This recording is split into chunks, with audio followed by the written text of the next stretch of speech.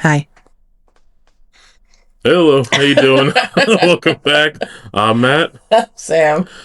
and today we got a good one. Another Fat Electrician. It's was it wrecking and tolling the Germans with a wooden plane?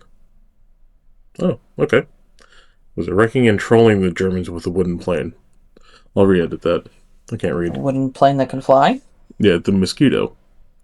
Can't Okay. redo it. Gonna do what? Today we have wreck. Wow. Wrecking and trolling the Yeah. Germans with a wooden plane. Yeah. Today we have wrecking and trolling the Germans with a wooden plane. The Mosquito. I'm gonna act like I didn't just do that 4 times in a row because I kept messing it up. Alright, before we get into this, hit that subscribe button so you don't miss out on more uploads. And, yeah, here we go. Go. Go. In 1941, the British government finally and reluctantly agreed to let a speed freak build their next warplane, and this man took two 1,600 horsepower engines, stuck them inside of a wooden airplane, and things immediately got out of hand in the best way possible. Today we're talking about the DH-98 Havilland Mosquito.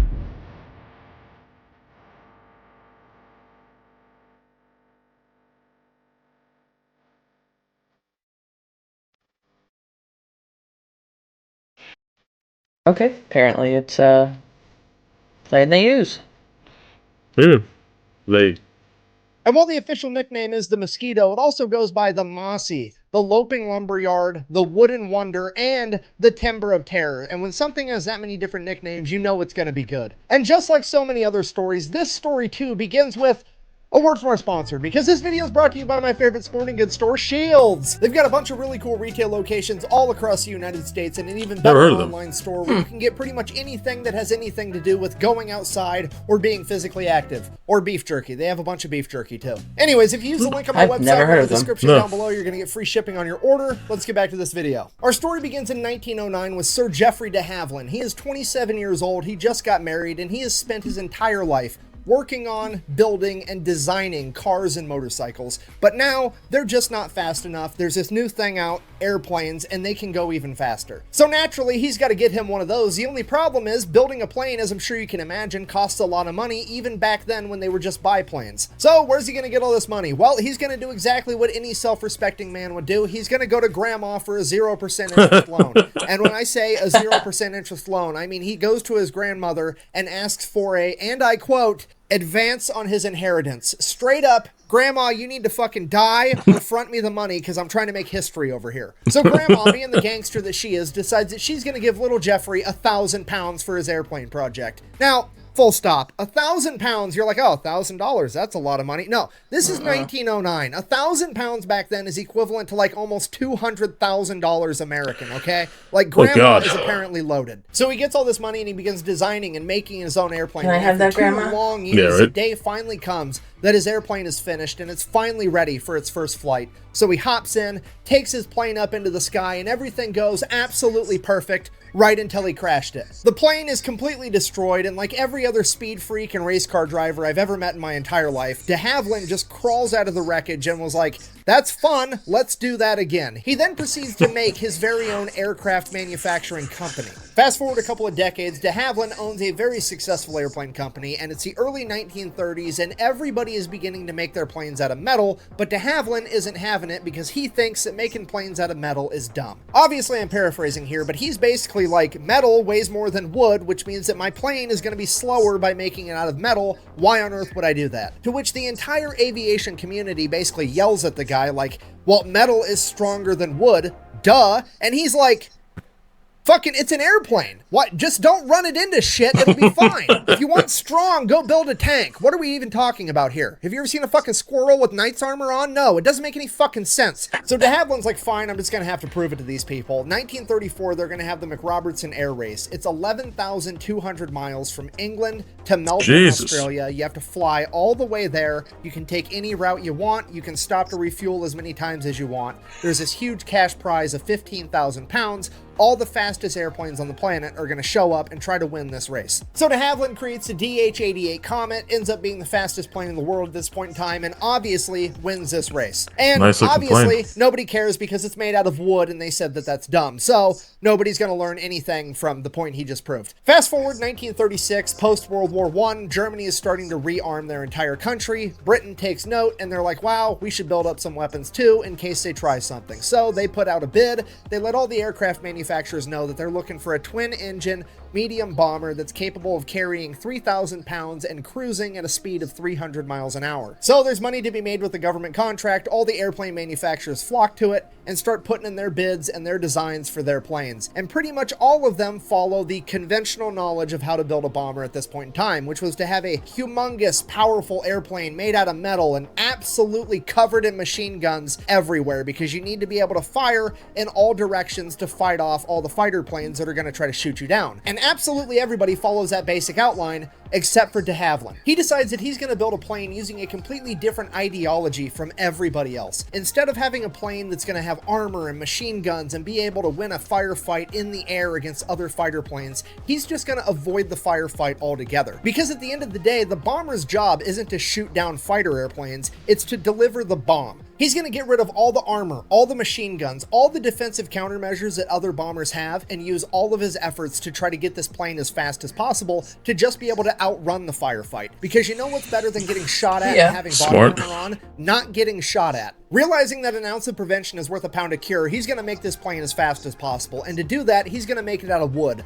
Again. So, he builds his wooden bomber. He then proceeds to take the most powerful aircraft engine on the planet, the Merlin, and sticks 2 of them inside of this thing. Jesus Christ. This aircraft is the fastest warplane on the planet. With a cruising speed of 325 miles an hour and a max speed of almost 400 miles an hour, this thing is absolutely untouchable, and that's not even the impressive part. It's the manufacturing process where de Havilland's idea stands head and shoulders above the competition. You have to remember, they're going into World War II. Plastic wasn't widely used yet, and anything that's plastic today was probably metal back then. Metal was used for absolutely everything from canteens to tanks to airplanes. All of it was metal, meaning that throughout the course of World War II, metal became extremely scarce, so much so that America was trying to build ships out of concrete, and Great Britain was trying to build an aircraft carrier out of wood pulp and ice. So being able to build a bomber out of a cheap and readily available resource like wood was a humongous deal. And it all trickles down from there, because not only are you just using an untapped resource, by using wood, that means that you're not going to have metal workers and riveters working on the plane.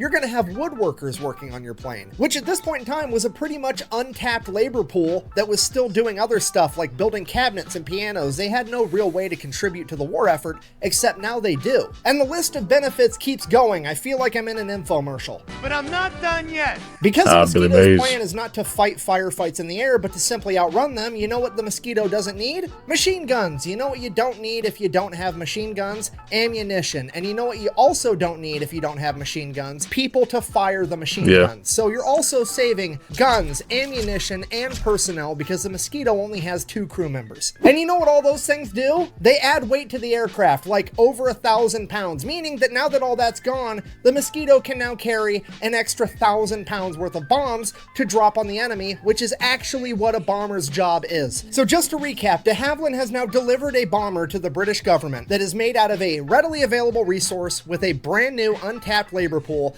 that is cheaper in pretty much every way, and it delivers more bombs faster to the enemy. So clearly, the British government fucking hates it. And I mean, really, Sir Geoffrey de Havilland really should be more considerate. How are these poor politicians and defense contractors going to be able to feed their kids if he's out here trying to make planes that are cheap and reliable? I mean, what's the point of even going to war if you're not going to make a bunch of money off of it, right? Look, I guess I'm just glad it's not a uniquely American thing for this to happen.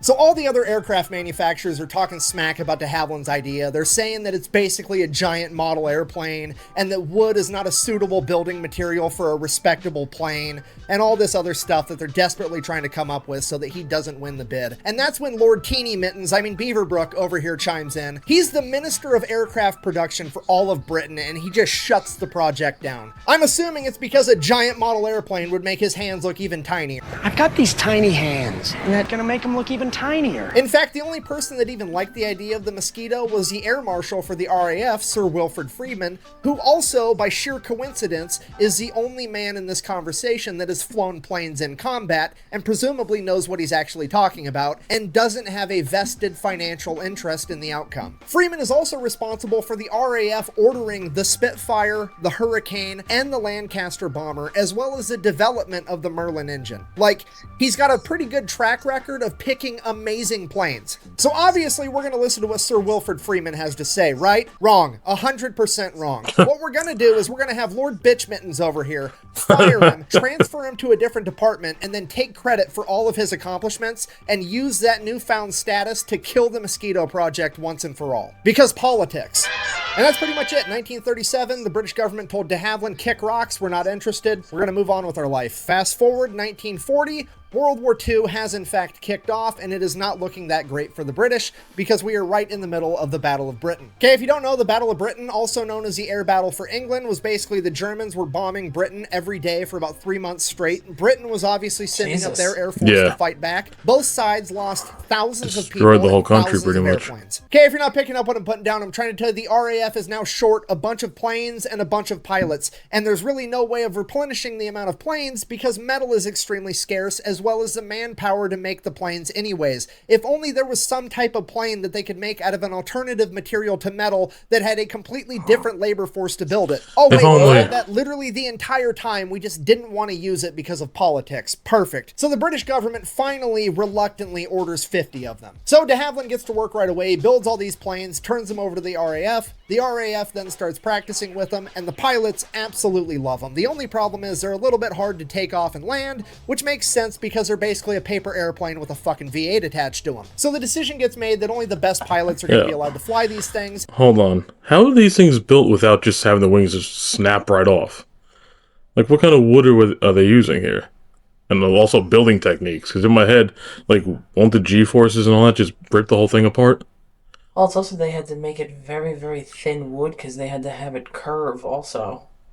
Well, you could just, sand it and carve it down to that shape. Again, I want to watch something on how these things are built. I'm not a carpenter. Yeah, I know. I wouldn't know. I know that. Do you? Yeah. Wow. Shut up. Are you? No. That's why I'm asking questions. He said it's like a paper airplane. Oh, that explains it. Mm-hmm. Just go. Uh-huh. Yeah. And now we got to find what the first mission for the Mosquito is going to be, and it's going to be super secret because nobody knows that this plane even exists yet. So up until this point in the war, the British really didn't have a surveillance plane capable of flying over enemy territory and seeing what they were up to, so they were actually using their fighters, the Spitfire, to do that. And while the Spitfire is awesome, it sucked for this particular job because it simply couldn't hold enough fuel to go very far into enemy territory. The Mosquito, on the other hand, instead of filling it with bombs, we're just going to fill it with an extra gas tank, and this thing is going to be able to fly from England all the way to the Soviet Union and back in one flight without refueling, and that's exactly what it does. Yeah, the Mosquito is for all intents and purposes the world's first long-range reconnaissance aircraft that set the groundwork for every aircraft after it. It's basically the acoustic SR-71. So that's what they use it for the rest of 1941. 1942 rolls around, they're like, oh, hey, good idea. This thing can hold 4,000 pounds worth of ordnance. What if we just did one 500-pound bomb and some extra fuel tanks, and then we could bomb super deep into enemy territory? And that's exactly what they're going to do. Operation Jericho, a bunch of wooden wonders are going to low-level penetrate deep into enemy territory and deliver a payload. Try saying that with a straight face. So a bunch of Mosquitoes take off to Norway. They are going to bomb Luftwaffe headquarters with 500-pound bombs. They fly all the way there above the ground and or ocean at like 100 feet, make it there more or less completely undetected, and bomb Gestapo headquarters. The only problem was, because they were so low to the ground, they decided that they were going to extend the fuse time on the bombs because they don't detonate on impact, they detonate on a timer. So they extended the timer to 11 seconds to allow the planes to get out of the blast radius of the bomb. So they went ahead and they dropped the bombs. The bombs were a direct hit on the Gestapo building. The only problem was the fuse was a little bit too long, and a 500-pound bomb traveling at like 400 miles an hour apparently has enough force in it to go through one wall, through the building, and out the other wall. And all four of the bombs did exactly that, flying completely through the building before detonating. So the mission failed successfully. Did they accomplish their goal? Not really, but they did prove that the Mosquitoes were pretty much unstoppable and very accurate. So now they're going to begin using the Mosquitoes to nuisance bomb Germany.